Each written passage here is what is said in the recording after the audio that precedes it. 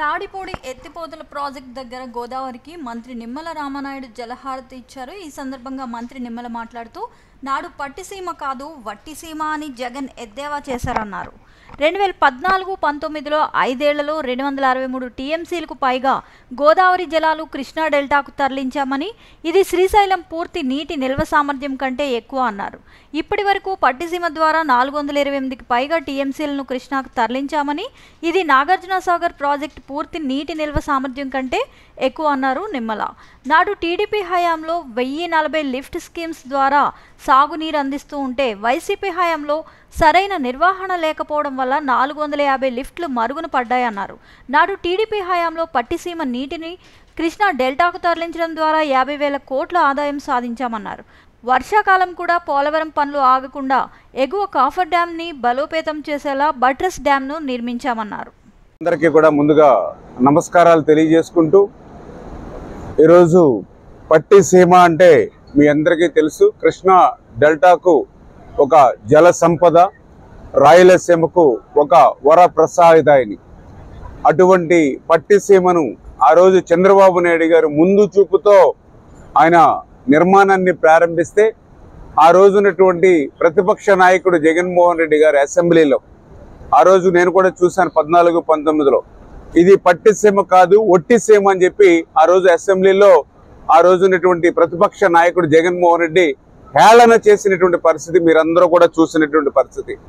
అటువంటి పట్టిసీమే ఈవేళ కృష్ణా డెల్టాకు, అటు రాయలసీమకు కూడా ఈరోజు శ్రీరామ రక్షగా ఉన్నటువంటి పరిస్థితి చూసి, ఆ రోజు ఒట్టిసీమ అన్నటువంటి జగన్మోహన్ రెడ్డి సిగ్గుతో తల వంచుకోవాలి. తెలుగు జాతికి, తెలుగు రైతుకి క్షమాపణలు చెప్పవలసినటువంటి అవసరం ఉంది.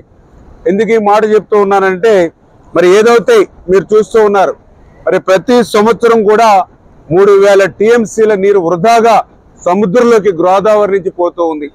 అటువంటి వృధాగా పోయేటువంటి నీటిని ఆ పోలవరం ప్రాజెక్టు నిర్మాణం చేసేటువంటి లోపుగా మరి ఈరోజు ఏదైతే పట్టిసీమ ద్వారా చూస్తే 2014-2019 5 సంవత్సరాల్లో 263 టీఎంసీల నీరుని మరి ఏదైతే పట్టిసీమ ద్వారా కృష్ణా డెల్టాకు తరలించడం జరిగింది.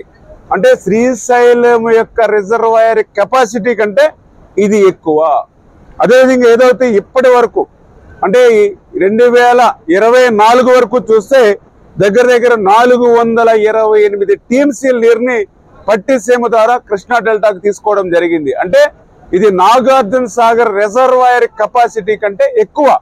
అంటే ఇంత పెద్ద మొత్తంలో గోదావరిలో వరద నీరుని కృష్ణా డెల్టాకు తీసుకోవడం ద్వారా పైన ఏదైతే శ్రీశైలం బ్యాక్ వాటర్ ని రాయలసీమకు పుష్కలంగా వాడుకోగలుగుతూ ఉన్నాం.